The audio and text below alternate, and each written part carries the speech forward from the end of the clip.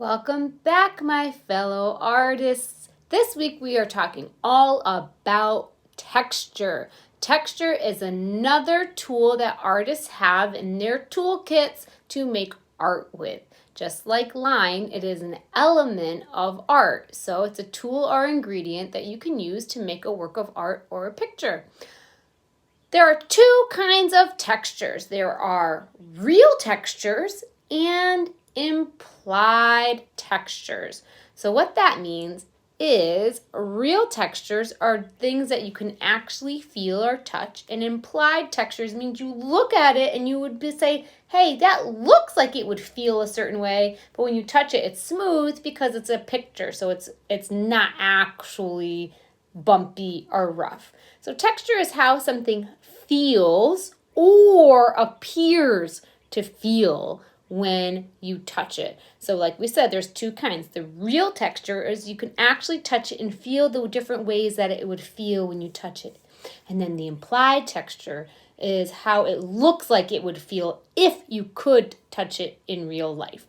So today we're talking about real texture. Textures, that things that you can actually feel and touch and know how they feel. So you're going to get to go on a texture scavenger hunt. You are going to go and look for 5 or more things that would have a different feeling. So I went on a texture scavenger hunt and I'm going to show you what I found, all my different feelings.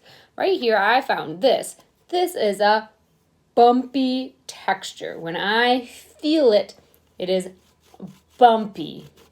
I also found this. It's made of wool, and when I touch it, it is fuzzy. I have a fuzzy texture. Let's look close at that, and we can see how it's fuzzy, but I can actually touch it as a real texture. It's fuzzy.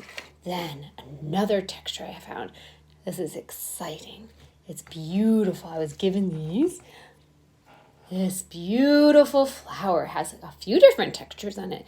The petals are very soft. It has a soft texture when I touch it. I'm touching it gently so that I don't hurt it. But then there's also, watch out, a sharp texture on my flower. And then I want to show you in my hunt, I found this.